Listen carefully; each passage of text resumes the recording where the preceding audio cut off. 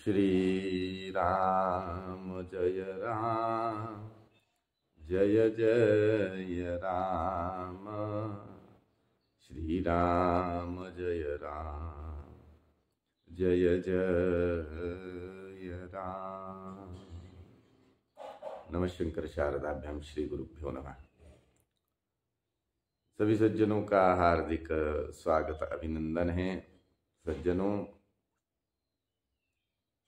इस फेसबुक के माध्यम से, व्यक्तिगत रूप से, दूरवाणी के माध्यम से बहुत सज्जन हमसे प्रश्न करते रहते हैं, तो यथाकाल समाधान में देता रहता हूं। एक प्रश्न ये भी पूछा गया,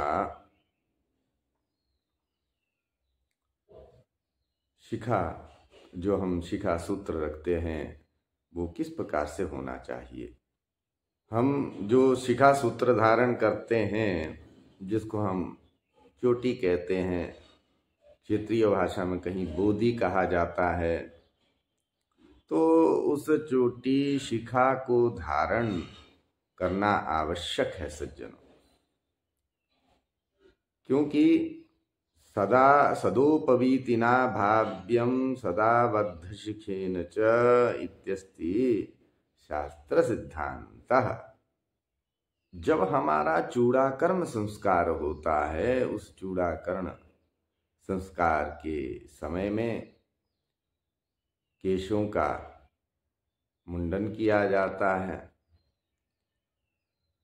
उसमें हमें गोखुर के समान भगवती सर्वदेवमयी गौ के खुर का जितना आकार है, उस आकार के तुल्य हमें जो है उस बालक के शिखा रखनी चाहिए। फिर कुल भेद से, परंपरा भेद से वाम शिखा दक्षिण शिखा इस प्रकार का भी भेद जो है परंपरा है, उसका हमें समादर करना चाहिए।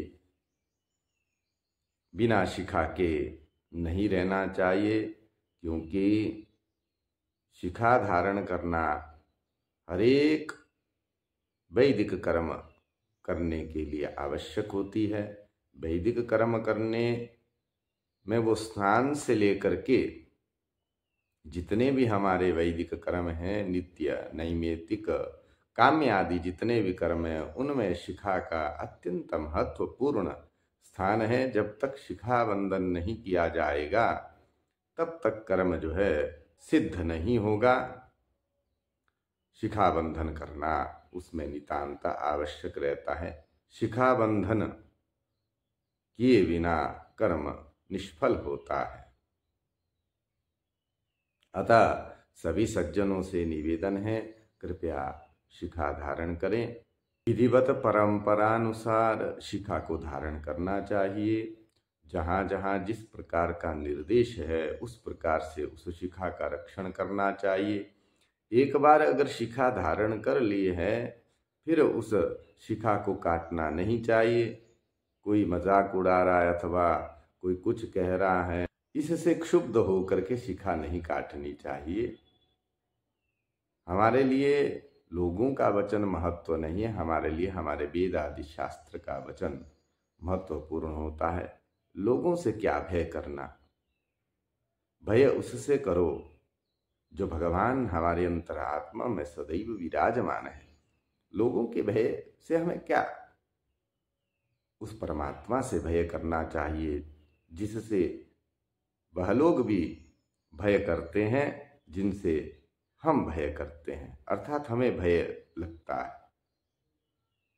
अतः भगवान के वचनों पर श्रद्धा रखें, उसका अनुसरण करें, उसका पालन करें।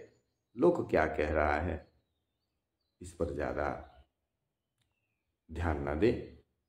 अतः शास्त्रोक्त शिखा को धारण करें और अपने कर्मों का अनुष्ठान करें, उन्हें सफल बनावे, ऐसी मेरी आशा है। अगर शिखा काट दी जाती है, मान लीजिए प्रमाद से काट ली, शिखा सूत्र आपने प्रमाद से काट लिया या गलती से काट ली, तो उसका प्रायश्चित्त होता है। प्रायश्चित्त करने के बाद पुनरपि शिखा को धारण अवश्य करना चाहिए और उसके सभी नियमों का पालन करना चाहिए। इसी निवेदन के साथ आप समस्त सज्जनों को जय श्री राम, हर हर महादेव।